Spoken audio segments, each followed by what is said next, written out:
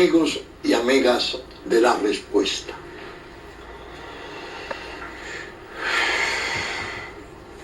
Este programa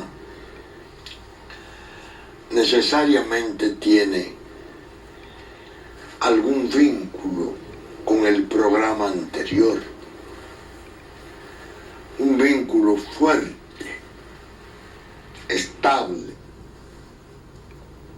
constituido por una preocupación permanente nuestra. Unos amigos durante la semana me preguntaban por qué había sido tan severo el programa anterior, por qué yo había calificado con tanta rudeza el proyecto que se había propuesto e introducido para la modificación constitucional. Y a esos amigos yo les dije, lo que ocurre es que el pueblo nuestro está siendo desorientado en forma muy siniestra. Al pueblo nuestro se le ha querido plantear que lo que está en juego es una pugna intrapartidaria entre dos grandes líderes nacionales, uno que es presidente de la República y otro que lo fuera 3 veces. Esa personalización que se ha querido hacer del debate es engañosa. Es una especie de cortina de humo denso para evitar que el pueblo advierta la realidad de lo que está en juego. Lo que está en juego es el Estado de Derecho. Lo que está en juego es la salud desesperadamente necesaria de la Constitución de la República Dominicana, que es el elemento fundamental para su defensa internacional en estos tiempos en que ha estado bajo ataque terrible de una comunidad internacional que no para en su proyecto, en su oscuro y peligroso proyecto de hacer de la República Dominicana solo un recuerdo y transformar en la isla la composición de 2 estados, creando un estado binacional que le daría supuestamente albergue a 2 naciones. Esa preocupación es fundamental, y buscar que el pueblo no entienda la gravedad de lo que está en juego es una forma perversa de engañarle, de aumentar, de propiciar su indefensión. El pueblo necesita ser advertido plenamente de la naturaleza de los peligros que están ya golpeándole. ¿Y para qué se le tiene propuesto? ¿Cuál es el destino que en ese cálculo de geopolítica mundial se ha aprobado como válido? De ahí es que toda la campaña infame, terrible contra el pueblo nuestro ha ido preparando o pretendiendo preparar el ánimo público internacional a fin de que cualquier operación de violencia, de opresión, que se produzca contra la República, contra la integridad de su territorio, contra los atributos de soberanía, es explicable, porque este es parte del caos, que se refleja quizás en una forma más obvia, porque tiene décadas, porque tiene signos como la ocupación militar multilateral sin plan de evacuación que se mantiene en el oeste, pero que el este exactamente es lo mismo. No hay instituciones. Las instituciones son una ficción, una tomadura de pelo. La Constitución, pese a que el presidente de la República la examinara con tanta energía y tanta limpieza en La Habana, ya se ve cómo puede ser modificada en una cuestión esencial. Y eso permite el reblandecimiento institucional del país, lo desfigura, lo deforma. Y para los fines terribles que hay como estrategia de esa geopolítica, eso es lo que necesita una República Dominicana inválida, que proclamó hace 5 años una constitución formidable, bien consensuada, discutida por años, la gente más experta, de mejor preparación participando, consultores internacionales importantísimos participando. No. Eso es baratija. Nos reunimos aquí en grupo, buscamos los medios para que eso quede sin efecto en esta cuestión. Y hombre, ya tenemos un fallo internacional que mandó a que se modificara y se abandonara la cuestión del jus soli.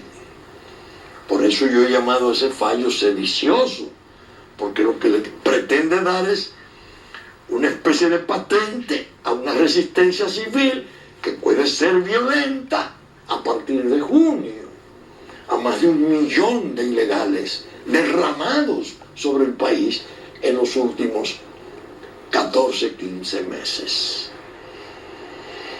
De manera que el programa anterior tenía que ser severo y este tiene que ser una continuación de aquel, porque esa es la preocupación que lo determina así, que quiero compartir con ustedes. ¿Cómo lo haré? Voy a volver a Jefferson, Thomas Jefferson. Me encanta citarle, me hace sentir seguro de lo que afirmo. Pero entre todas sus citas memorables, él que redactara la Carta de Independencia de los Estados Unidos de Norteamérica, esta es la más precisa, la más exacta. Es como si el espíritu de Jefferson fuera convocado aquí y le preguntáramos al padre fundador de Estados Unidos, uno de los padres fundadores, ¿qué usted piensa, maestro? ¿Qué usted piensa, prócer, de este entuerto que tenemos? Se pretende modificar la Constitución. Lo quieren hacer en una forma que no es consona con la severidad de sus predicamentos. Se quiere obviar el referéndum, no se quiere que el pueblo confirme, que el pueblo impulse y confirme la reforma. Se quiere hacer como obra de grupos o de partidos. Jefferson contestaría: así pues, en cuestiones de poder, no hablemos más de la fe en el hombre. Atémoslo con las cadenas de la Constitución para que no haga travesuras. Fin de la cita. A los senadores de la República, yo les dedico ese pensamiento de Jefferson, porque en sus manos está la defensa de ese Estado de Derecho, la preservación de la inmutabilidad de la Constitución, de la solemnidad casi sacralizada que debe tener la norma sustantiva, que no puede tener, está dispuesta al riesgo de modificaciones ligeras, de repente, al acaso, cuando así alguna conveniencia lo determine. No, es una norma que está por encima de las demás normas, es un límite. Hace las veces en el orden jurídico de Dios, la Constitución está omnipresente en todo el ordenamiento jurídico, en toda la convivencia. Y lo que nos puede ayudar como pueblo es cultivarla, respetarla, elevarla, no degradarla. A los senadores, yo estuve atento al manejo que se le iba a dar en la reunión de la semana para darle entrada a la propuesta de 13 senadores para modificar el artículo 124 de la Constitución. Desde luego, confío mucho en la ecuanimidad de doña Cristina Lizardo, en la ecuanimidad y en la decencia de esa señora presidenta de nuestro Senado. Se comportó de una forma admirable, designó una comisión, no se conocen sus miembros, para que esa comisión, en un tiempo razonable, dé una recomendación. Pero evidentemente hay una fractura, hay una separación, hay un desencuentro en el Partido de la Liberación Dominicana, el que yo he llamado desde siempre la estrategia luminosa de Juan Bosch, el diseño magnífico que hiciera aquel prócer de la República para que tuviéramos ese nicho rector en la política nacional. Y en efecto, estamos en un cuarto periodo de poder de ese partido. El poder extranjero que ha estado en la combinación, en la siniestra maquinación geopolítica del Estado binacional.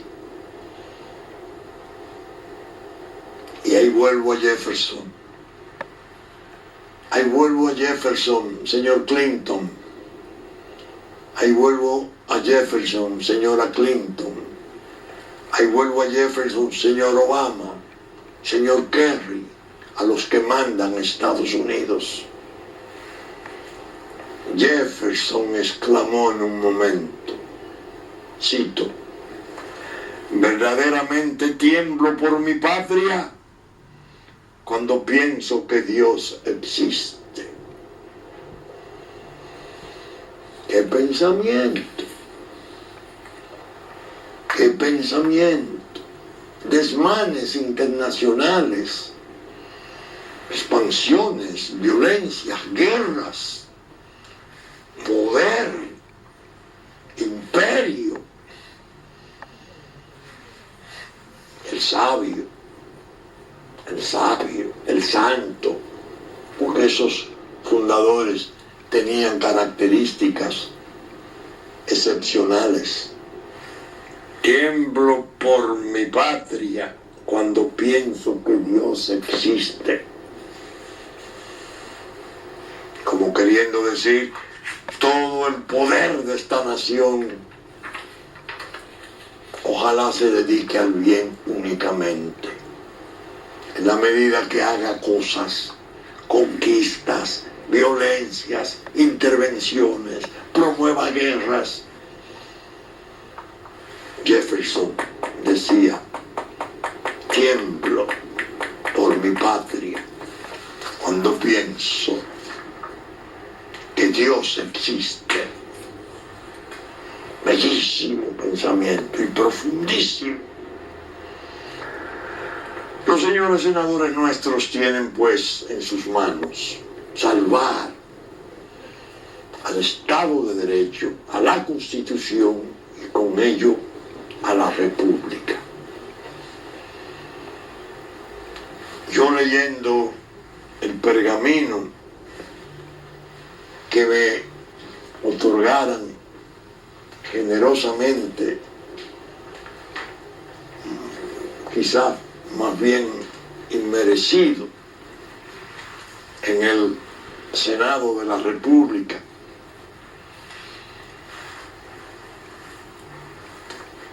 me quedé pensando que ellos constituyen una reserva de la República.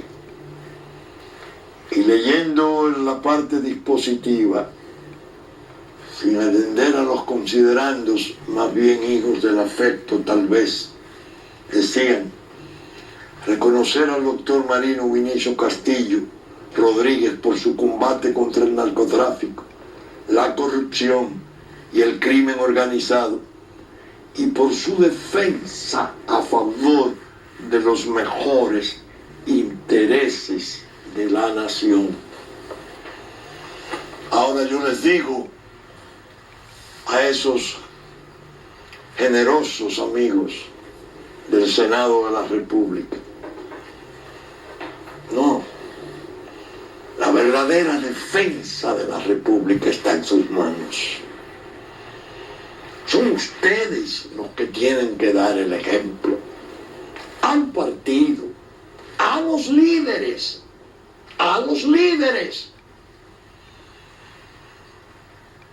lejos de sucumbir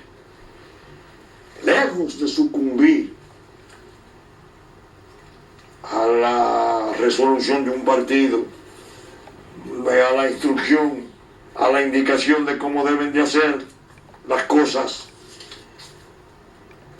Tomar esta Constitución y decirles a sus compañeros del Comité Político del Partido de Liberación Dominicana, comenzando por su presidente, comenzando por el presidente de la República: señores, el artículo 77 de la Constitución de la República, en su acápite 4 dice: las y los senadores y diputados no están ligados por mandato imperativo, actúan siempre con apego al sagrado deber de representación del pueblo que los eligió, ante el cual deben rendir cuentas.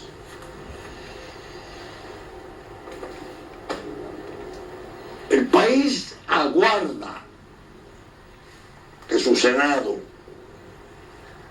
haciendo una especie de estreno de calidad institucional sobresaliente, que se pueda pregonar en el mundo como muestra de fortaleza y de avance, decirle al quehacer político, al área del partido, al área del ejecutivo: un momento, todo cuanto acordaron no se aviene a las previsiones de la Constitución de la República, y en las condiciones en que se ha propuesto modificarla, no es admisible. Eso espera el país. Eso espera el país. Y yo, en estas meditaciones que he tenido, me puse a revisar de nuevo las cartas. Es decir, buscando fortaleza íntima para poder exponer estas cosas sin sonrojo. Ya había hablado de mi conferencia sobre la cuestión de reelección en el 2010. Ya me siento protegido de la maledicencia que ha querido retorcer mis posiciones y las nuestras de partido y de familia como una animadversión especiosa contra el presidente de la República. No, señor. Las exigencias al presidente Fernández fueron en el 10 y contemplaban 2 referéndums, uno consultivo y uno aprobatorio, de tan sagrada que entiendo que es la cuestión de la Constitución y la posibilidad de someterla a reformas coyunturales. Pero nunca la ley que se puede hacer por mayoría simple, no, por Dios. Déjense de andar con argucias.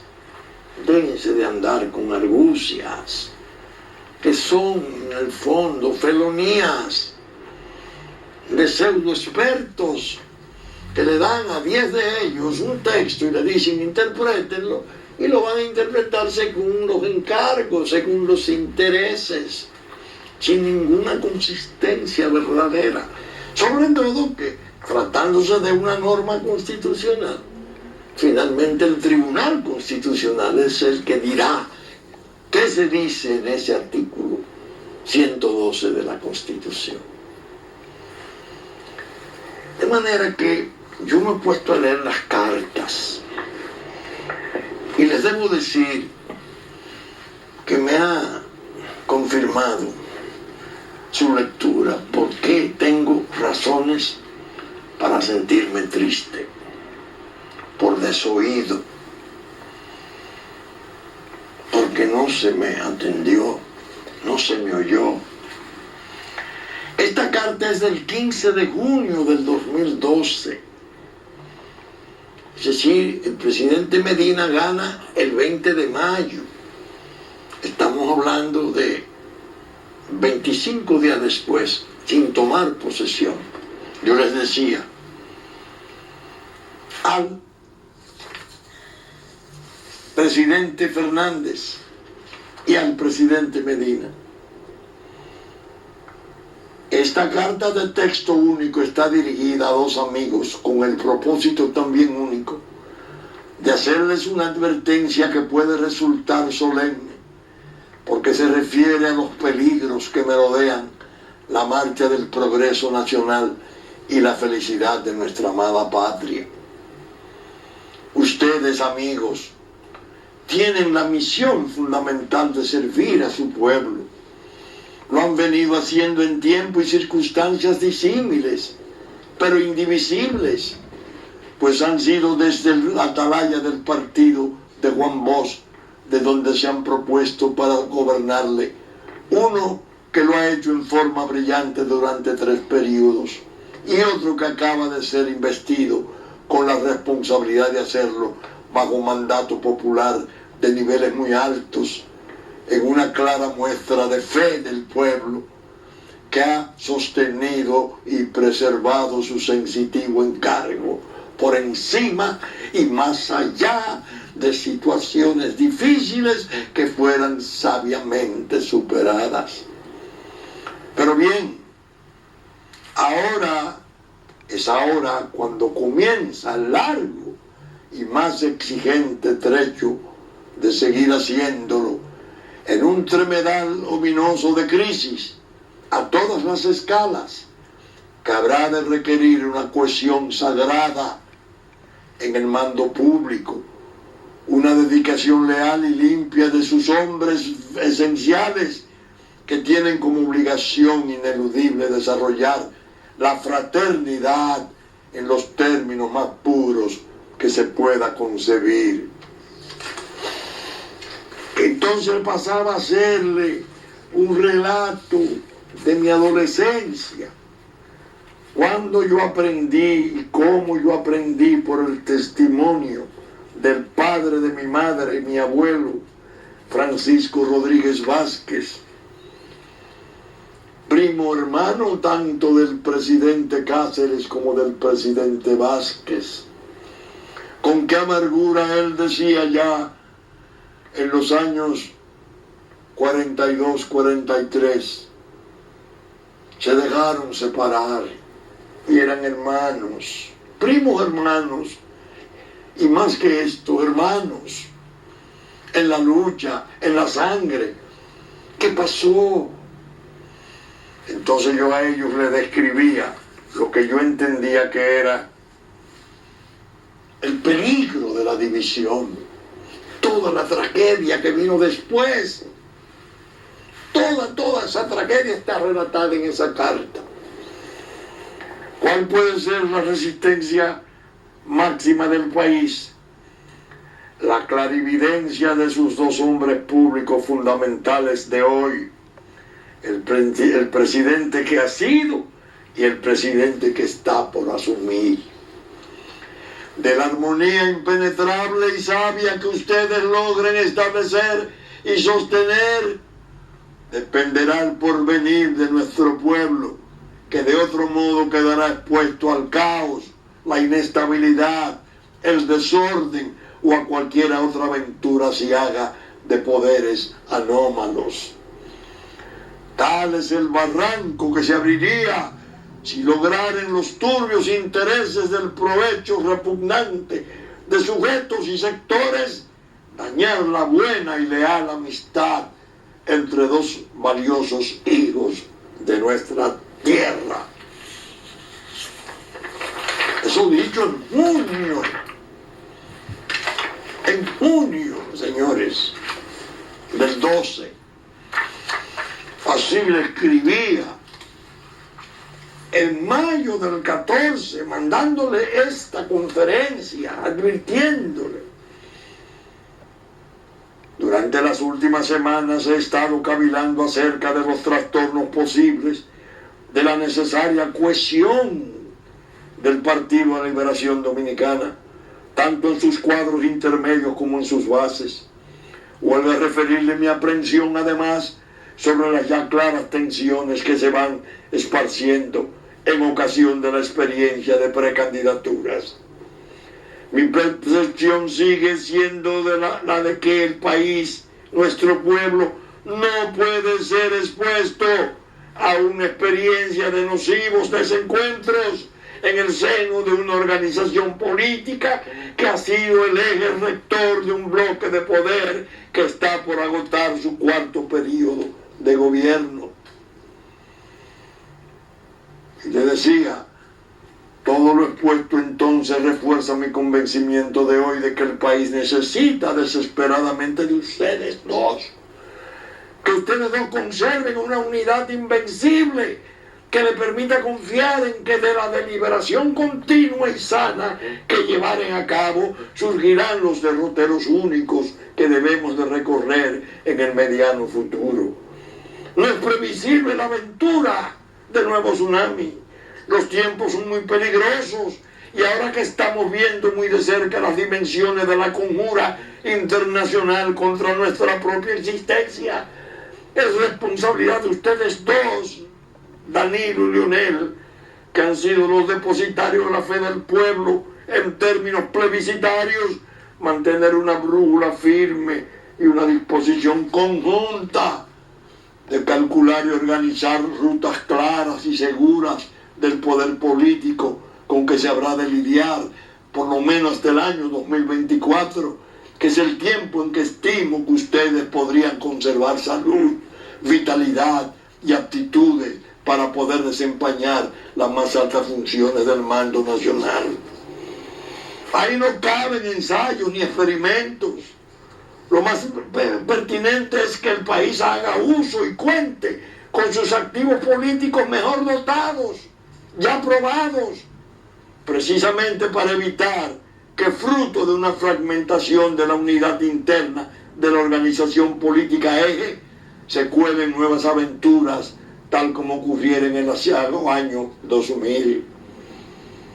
He pensado en resumen que deben ustedes dos sistematizar sus encuentros y compartir incesantemente sus preocupaciones y proyectos, pues por encima del ventajismo de las intrigas colaterales y de toda esa escoria de ambiciones que suelen constelar los lideratos, está la agenda país como imperativo dominante.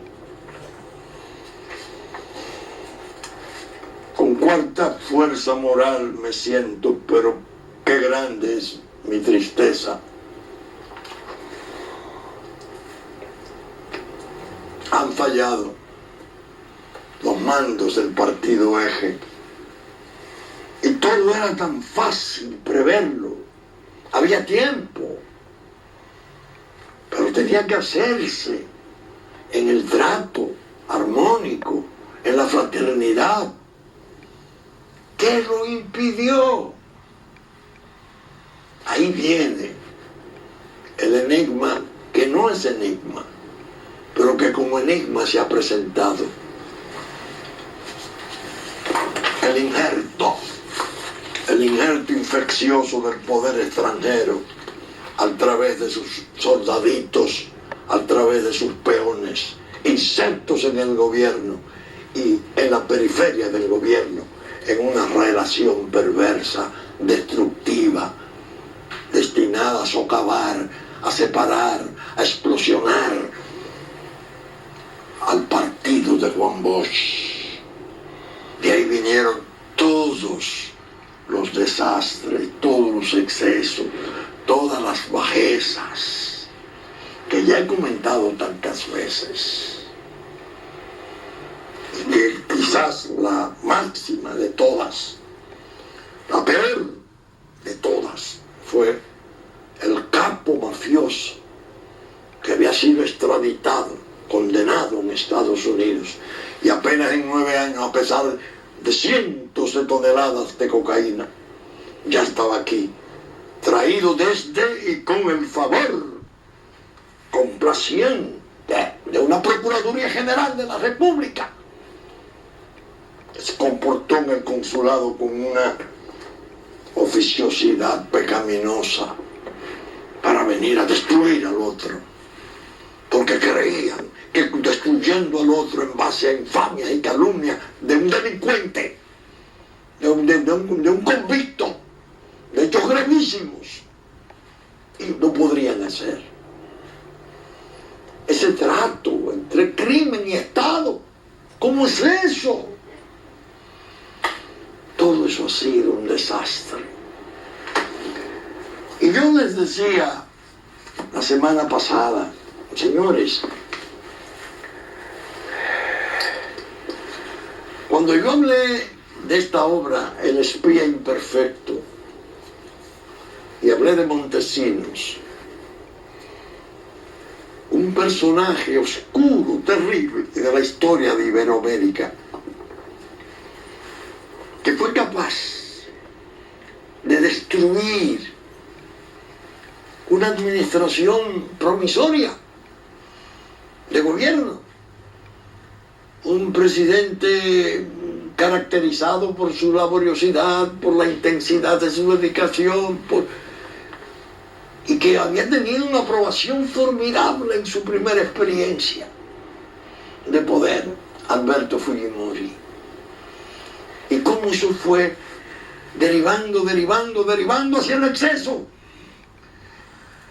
Y cómo este siniestro personaje fue envenenando a la sociedad peruana.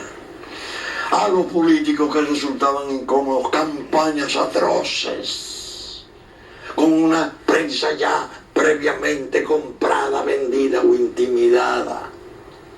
Dios mío. Bueno, hasta llegar al exceso de los tanques de guerra al Congreso para imponerse en un segundo periodo. Intentaron un tercer periodo que era una ruina. Bueno, finalmente terminaron los dos el presidente Fujimori guardando una prisión perpetua dolorosísima, aquejado de quebranto, casi con crueldad se le mantiene porque parece ser ya estar en los últimos tiempos. Paradójicamente, su hija, Keiko, aparece primero en las encuestas. ¿Por qué? Porque a él de algún modo le está reconociendo el pueblo peruano cierta condición de víctima de este monstruo. Y yo dije, nosotros tenemos un montesinismo aquí, pero no es el del sujeto, sino el del poder. Turbas, pidiendo la renuncia de los jueces de Suprema Corte de Justicia. Turbas. Ataque a las instituciones esenciales. Un dispositivo en el Palacio, el TICOM, que es una fábrica de enemigos, que ha montado una máquina de fango para atacar a familias, a todo el que ellos entienden que anda lejos de sus aspiraciones. Dios mío, ¿qué es esto? Cosas parecidas aparecen en esto. Yo me dice, pero bueno, pero el presidente Medina ha sido reducido o desnaturalizado por efecto oprobioso de todas esas maquinaciones. Cito muchas veces el contraste entre el Danilo Medina de La Habana, cómo fue borrado casi con desprecio y arrogancia por un Gustavo Montalvo en Juan Dolio, anunciando una nueva historia en el trato con Haití y haciendo alarde de ese pacto histórico que ahora no sabe dónde colocarlo. Qué cosa tan seria. El Senado, en nombre de la República, debe reprender la iniciativa. No cabe.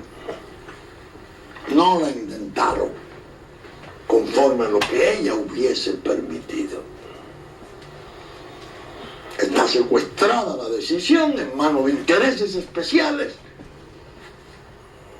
y puede ser catastrófico para el país. Yo me quedé pensando muchas cosas y no pude superar mi condición de huérfano. Huérfano desde los 2 meses de edad. Cuando nací, el 18 de julio del 31, mi padre murió el 14 de septiembre del 31 en Francia. No me conoció, a pesar de que ya tenía las cartas a mi madre diciendo quién sería mi padrino, las cosas que me traería. Y he quedado con ese hueco en la vida. Y me puse a pensar en él.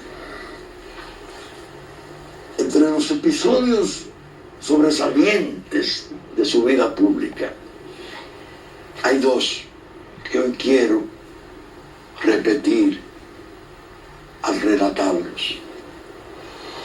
En el año de 1916, gobernaba la República don Juan Isidro Jiménez y era su vicepresidente don Federico Velázquez Hernández. Se había producido un episodio dramático y peligroso. Los propios seguidores de don Juan Isidro Jiménez, que era un gran líder, presidente del Partido Liberal, lo habían acusado ante el Senado bajo cargos infamantes, inmerecidos, hijos de todo el estercolero de la política de entonces, de peculado para destituirle. Mi padre era senador, vivía en el arzobispo Meriño y lo fue a visitar el embajador norteamericano Russell. le dice, le traigo una tarjeta de su amigo y compadre, don Federico Velázquez. Él está junto con don Juan Isidro, el presidente Jiménez, en Cambelén, entre Jaina y Guivia. Y la tarjeta decía, compadre, no vaya a la sesión de mañana, todo esto está perdido. Recuérdese que usted es senador del Partido Progresista.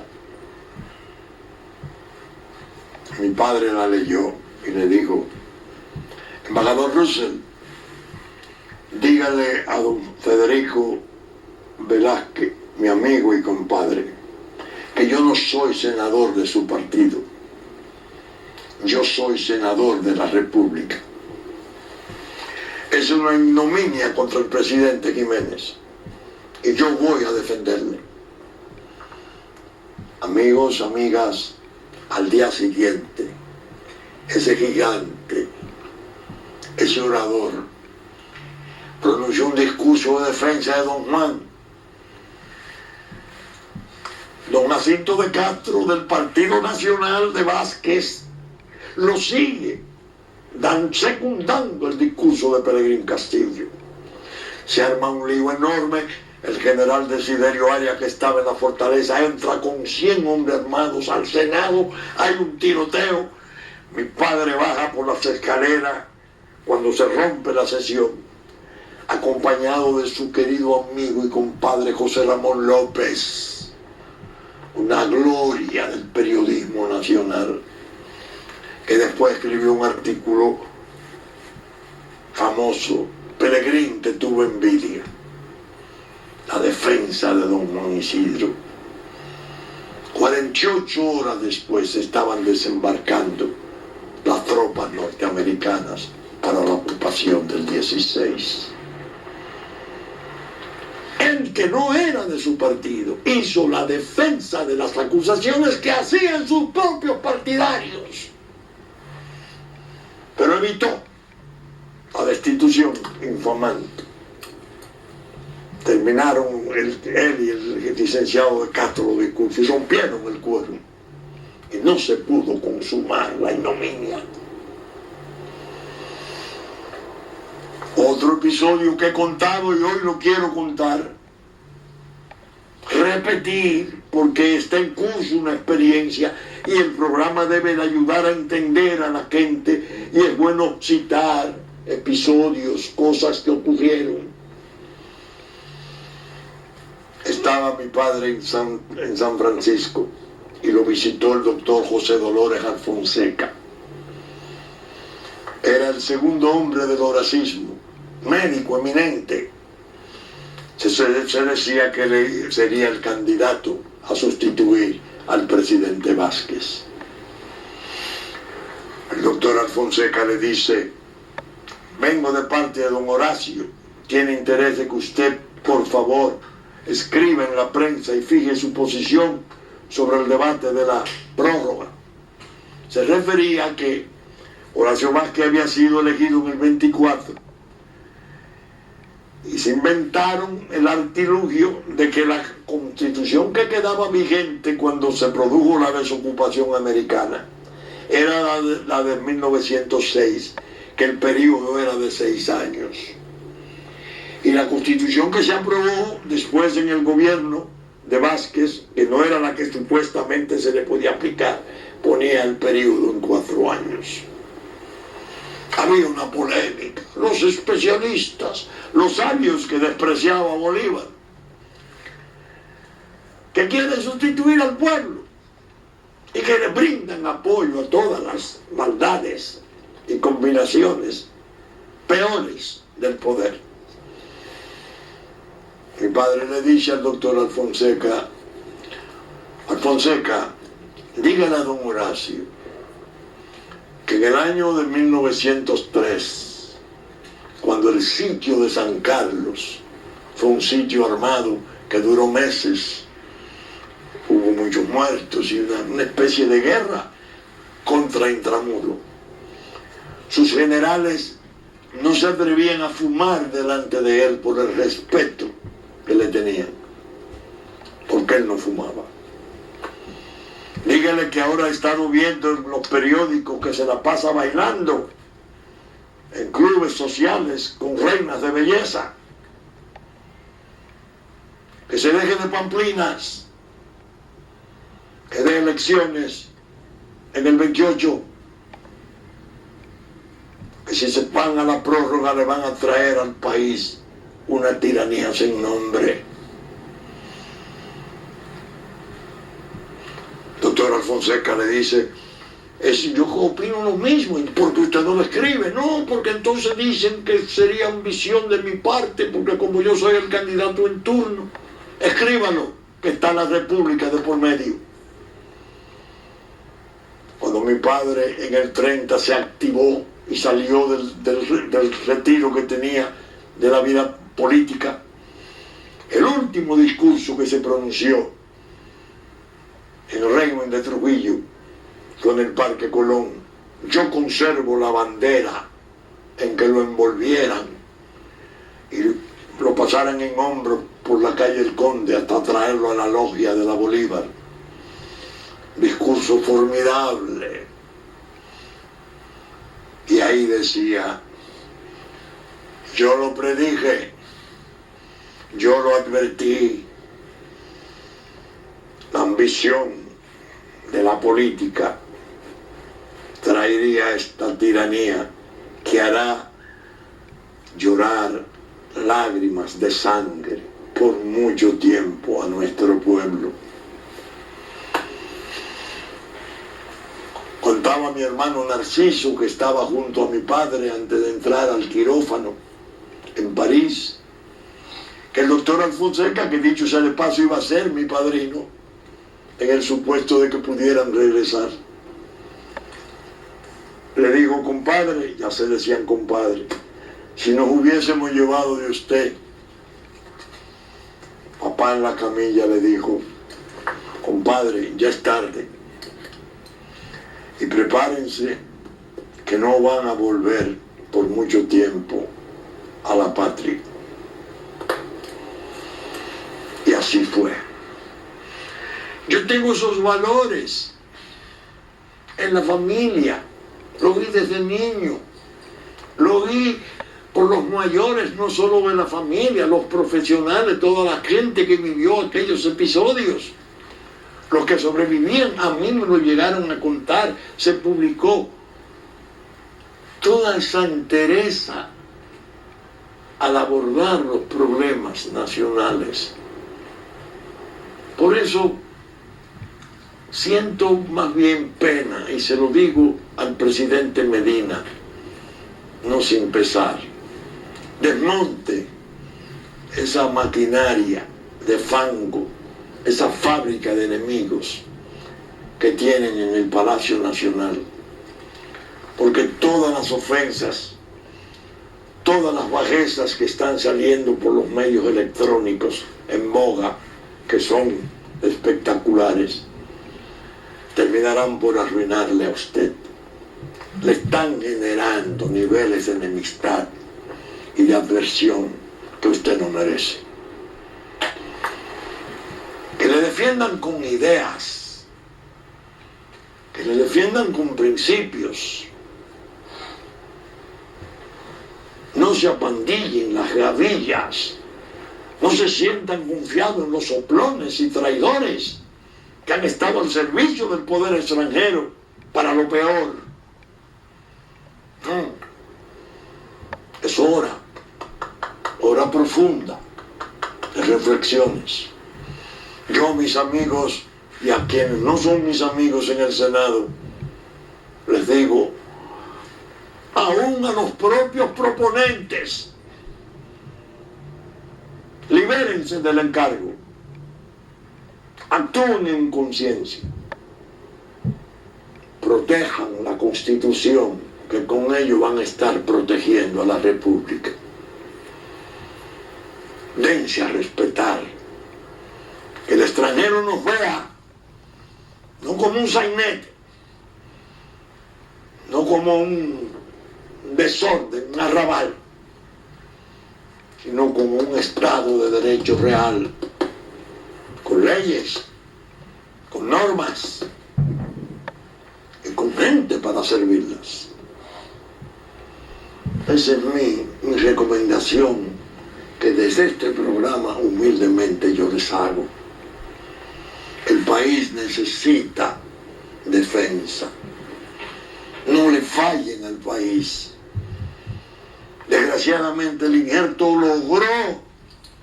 logró malograr la versión del presidente de La Habana, que de haberse mantenido precisamente en defensa del Estado de Derecho, otras fueran posiblemente las circunstancias de la defensa nacional. Por ello, al comenzar el programa lo hice en la forma en que lo hice. Una última observación que quiero hacer es esta.